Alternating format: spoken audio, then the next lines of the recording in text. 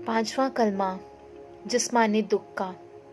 यूहन्ना 19 बाब उसकी 28 आयत यूं कहती है, इसके बाद जब यीशु ने जान लिया कि अब सब बातें तमाम हुई ताकि नविश्ता पूरा हो, तो कहा कि मैं प्यासा हूँ। मुल्क फ़लस्तीन की सख्त गर्मी में खुदावंद यीशु मसीह ने प्यास महसूस की और कहा, मैं प्यासा हूँ। ये मुख्तसर अल्फाज अपने अंदर मानो का एक समुंदर छुपाए हुए हैं। जिस्मानी दुख का ये कलमा प्यास की अजियत का बताता है। प्यास न बुझने की तकलीफ कोई उस हिरनी से पूछे जो पानी के चश्मों की तलाश में मारी मारी फिरती है। कोई हाजरा से पूछे जो अपने और अपने बेटे के लिए पानी की तलाश में घूमती है। लेकिन यहाँ अब वो हस्ती प्यासी है जो समुंदरों को, दरियाओं को, नदी नालों, चश्मों को बनाने वाली है। आज वो हस्ती प्यासी है। जब यीशु सामरिया में गया तो वो एक औरत से मिला और यीशु ने उस औरत को उसका सारा पास्ट बता दिया। और यीशु ने कहा, अगर तू मुझसे पानी मांगती तो मैं तुझे जिंदगी का पानी देता। जहां वो जिंदगी के पानी देने की बात करता है। इस्राएली जब मिस्रियों की गुलामी से निकले तो बियाबानों में उन्हें प्यास लगी। मूसा ने पहाड़ पर छड़ी मारी जिसमें से पानी निकल आया। पर वो जिसने वहां पानी मुहैया किया, जिसने उनको पानी दिया, आज वो कह रहा है कि मैं प्यासा हूं। ऐसा क्यों?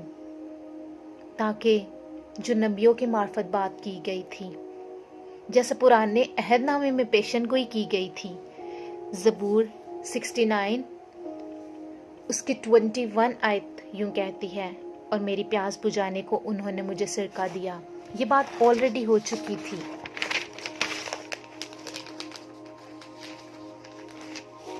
इसके अलावा हमें ये कलमा मसीह की बशरियत का ये वाजिया सबूत है कि यीशु इस दुनिया में कामिल इंसान और कामिल खुदा बनकर आया।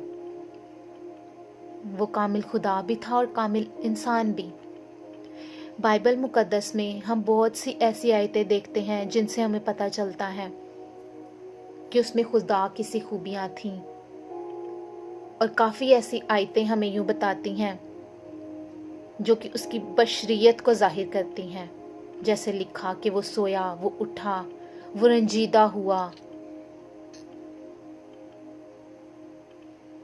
ये तमाम बातें, ये तमाम इमोशंस एक इंसान के होते हैं जो हम देखते हैं कि उसमें भी थे।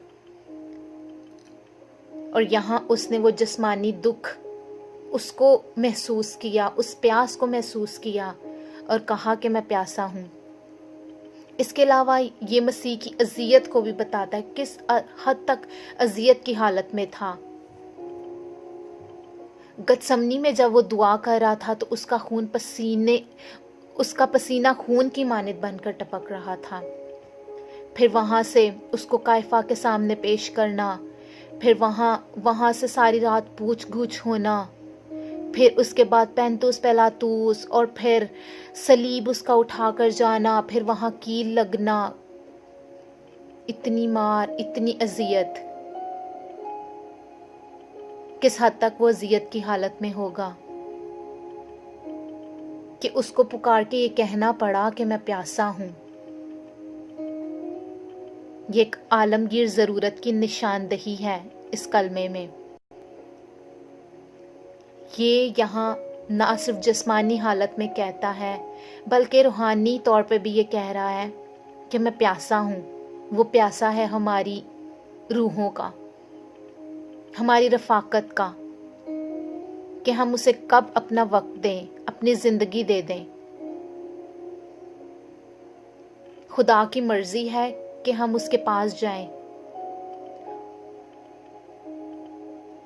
उसके पास तो ऑलरेडी अब्दी जिंदगी है, लेकिन ज़रूरत इसकी हमें है। ज़बूर नवीस कहता है कि जिस तरह हिरनी पानी के नालों को तरसती है, मेरी रूह खुदा की प्यासी है। आज हमें गौर करने की ज़रूरत है, क्या हमारी रूह उसकी प्यासी है? اس کو تو کوئی ضرورت نہ تھی، لیکن پھر بھی اس نے تمام گناہوں کا کفارہ، ہمارے تمام گناہوں کا کفارہ دیا. اس نے تمام گناہ اپنے اوپر لے لیے. اس نے لعنتی موت گوارا کی.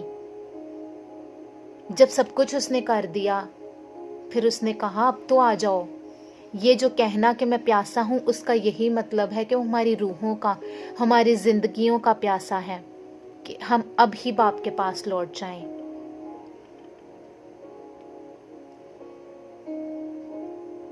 اب ہی مصرف بیٹا اپنے باپ کے پاس آ جائے، آج ہی وہ گھر آ جائے. جب ہم یہ تمام باتیں سنتے ہیں، پڑھتے ہیں، اس کی تکلیف کو آپ غور کر سکتے ہیں کس حد تک تکلیف کی حالت میں ہوگا. لیکن ہمارے گناہوں کی خاطر،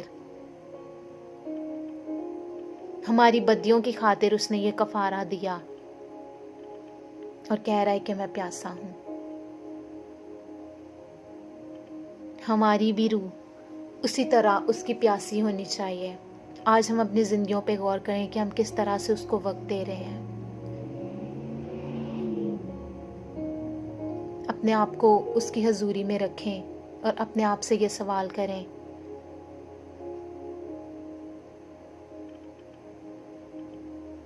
اور اسے کہیں خداوند، اس کی اس آواز کو جو صلیب سے آ رہی ہے کہ میں پیاسا ہوں، اس کو سنیں. وہ آپ سے مخاطب ہے، وہ آپ کو کہہ رہا ہے کہ میں پیاسا ہوں. کیا آج آپ اس کی پیاس بجھانے کو تیار ہیں؟ Are you ready? Thank you.